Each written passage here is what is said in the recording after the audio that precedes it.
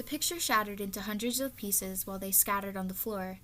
Shuichi pulled me back, mostly because he didn't want me to get cut by any of them. It completely shattered, Shuichi whispered as he held me close to his chest. My back was pressed against him, as his shaking hands were tied around my torso. Yeah, we did hit it with a hammer after all, I exclaimed, pushing myself out of his grip. He shook his head before taking my hand. His hand was warm and soft. It was calming to have tiny moments like these every now and then. We carefully walked through the frame and went into the back room. It had broken computers and some wires when we first came in. There was a hallway to another room that had a light coming out of it. There's another... I cut myself as we walked into the room. There was a massive device in the center of the room, and it was illuminated better than any of the other rooms on this floor. What is this place? Shuichi asked the question that was on both of our minds.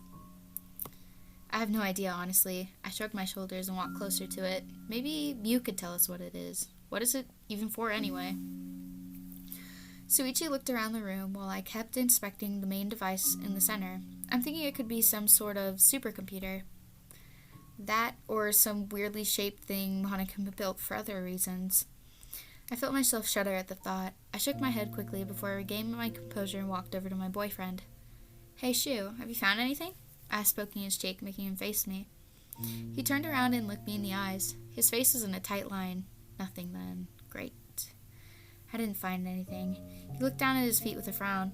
It made me sad to see him looking so defeated. Hey, it's gonna be okay.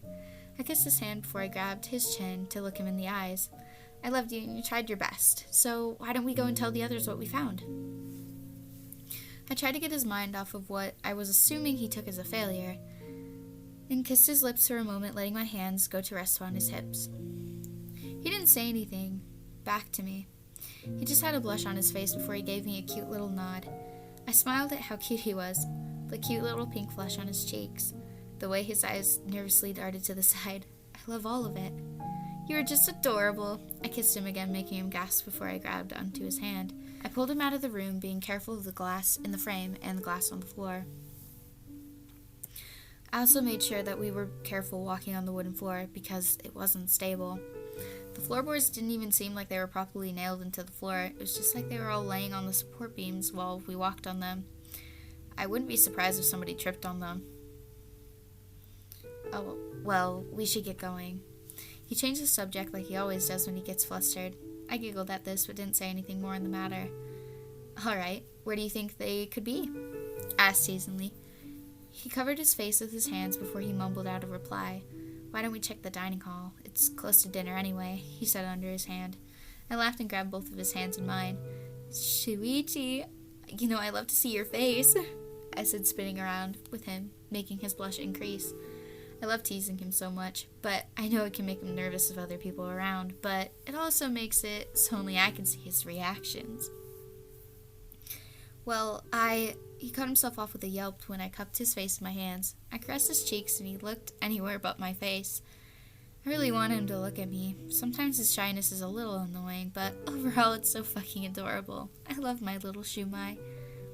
It's alright. I know we should get going. I just wanted to show you that I love you so much. He grabbed my hand and walked with me to the dining hall. I could tell he was still flustered and probably didn't trust his voice not to crack or something. Even his voice cracks are cute, though. When we got to the dining hall, Kaito and Maki were the only ones there. That was a little suspicious, but they are all probably doing their own thing or something. Hey, sidekick! We both walked over to the table as Kaito greeted Shuichi. This wasn't anything new, so I just walked over to Maki and sat next to her while Kaito and Shuichi talked. You heard it too, didn't you? Maki whispered, making me flinch at her words. Well, yeah, I didn't think anyone else did. I whispered, glad that Shuichi was paying attention to Kaito's conversation other than my conversation.